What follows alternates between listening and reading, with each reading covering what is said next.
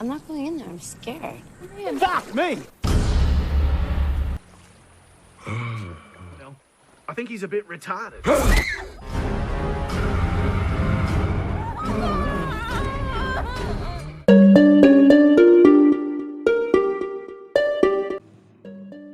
Halo semua, kembali lagi bersama saya Kevin di channel KFP. Di video kali ini kita bakal membahas film psikopat yang berjudul Charlie's Farm. Film yang dimana 4 orang menguak kembali sejarah kekejaman keluarga Charlie. Mereka yang menganggap bahwa semua keluarganya telah mati, ternyata malah mengalami nasib sial dengan bertemu sosok legenda itu. Bagaimana keseruannya? Tanpa basa-basi, langsung saja kita ke pembahasannya. Di awal film kita diperlihatkan dengan 2 orang pria bernama Mike dan Jason. Jason memiliki pacar bernama Natasha. Jason mengajak mereka semua untuk pergi liburan. Kemudian Mike mempunyai rencana untuk pergi ke suatu tempat bernama Ladang Charlie.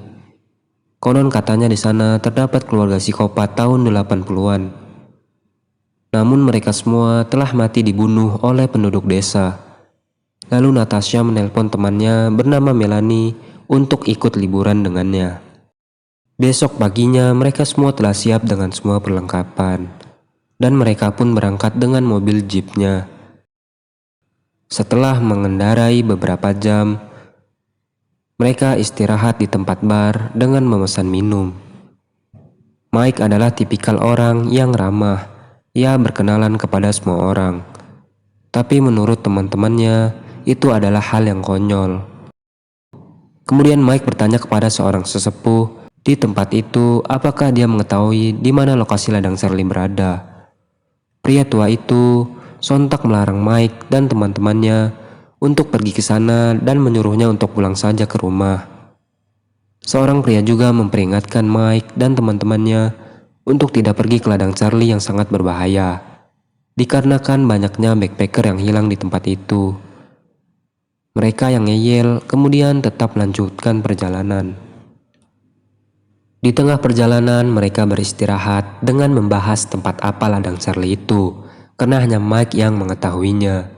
Mike pun menjelaskan pada tahun 80-an ketika ia kecil terdapat cerita pasangan psikopat yang bernama John dan Meredith Wilson.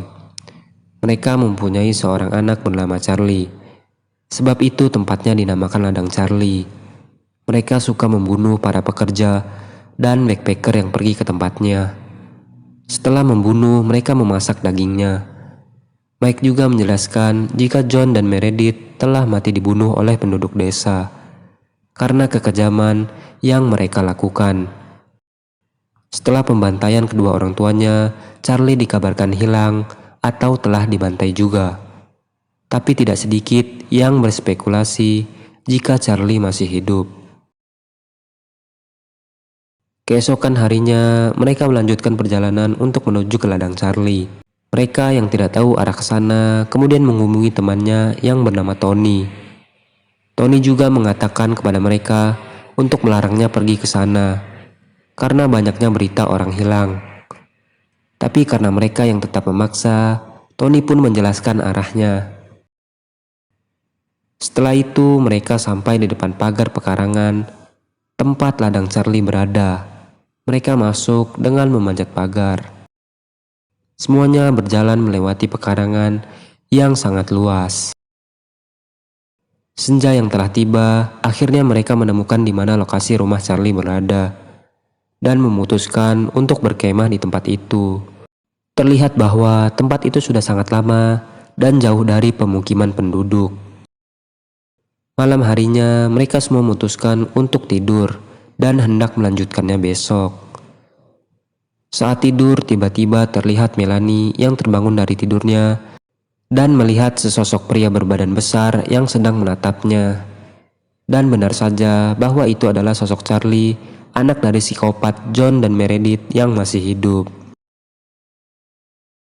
Pagi harinya terlihat juga 2 orang backpacker yang datang ke sana.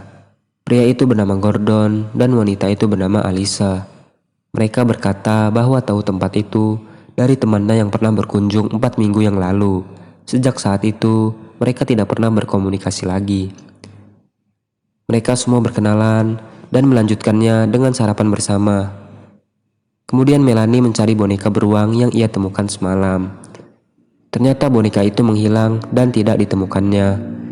Boneka itu sebenarnya adalah milik Charlie ketika kecil, dan dia sendiri yang mengambilnya pada malam hari ketika Melanie tersadar sebentar. Setelah itu mereka semua mulai melakukan jalan-jalan di daerah pekarangan ladang Charlie dengan berpisah menjadi 3 bagian. Terlihat Melanie dan Mike yang melihat sebuah lubang yang mengeluarkan aroma aneh. Mereka tidak mengetahui bahwa lubang itu adalah tempat persembunyian Charlie. Kemudian Mike mengajak Melanie untuk berenang di sebuah danau. Sedangkan 2 orang backpacker, Alyssa dan Gordon, masuk dan melihat-lihat ke tempat yang dipenuhi dengan alat-alat pertanian.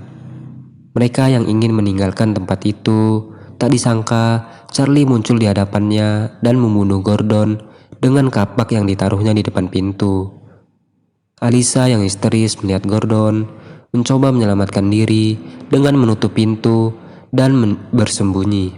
Apa yang dilakukan Alyssa itu semua tidak berarti. Psikopat Charlie berhasil mendobrak pintu dan menemukannya. Alyssa dibenturkan di ban traktor sampai dia pingsan. Kemudian Charlie menindas kepalanya sampai kepalanya bucat. Setelah itu terlihat Tony yang merasa cemas dengan mereka semua.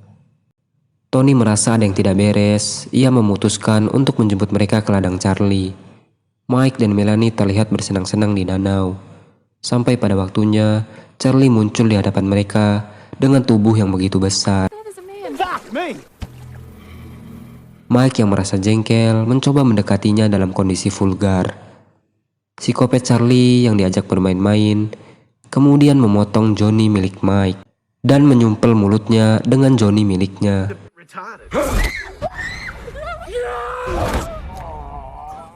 Melanie yang ketakutan sontak berlari dari hadapan Charlie. Charlie yang bertubuh besar mengejarnya dengan langkah kaki yang besar juga. Melanie tertangkap dan Charlie merobek rahang bawah mulutnya.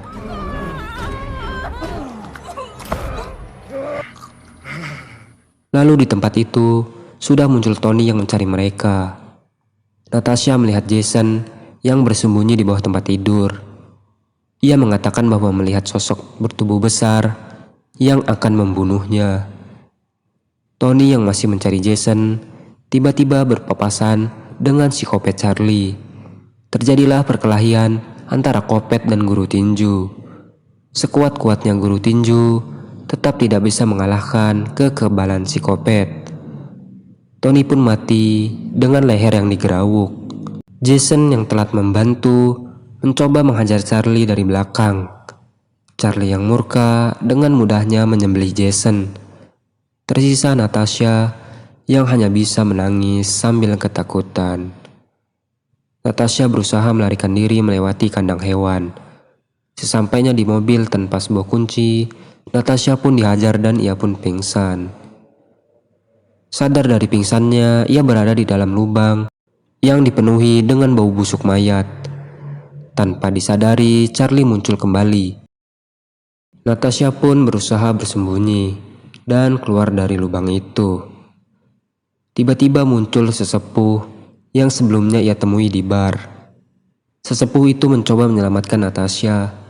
Tapi apa jadinya, sosok psikopat muncul di belakang dan melemparkan golok saktinya. Sesepuh itu pun gagal menyelamatkan Natasha. Natasha yang mencoba menyelamatkan diri sontak mengambil senapan milik sesepuh dan menembak dada psikopat Charlie. Psikopat mana yang tak kebal? Natasha yang merasa Charlie sudah tewas, kemudian dikejutkan dengan Charlie yang bangkit lagi dan menusukkan senjata pamungkasnya. Mereka semua mati di tangan psikopat Charlie, dan film pun habis. Itulah tadi keseruan pembahasan dari film Charlie's Farm.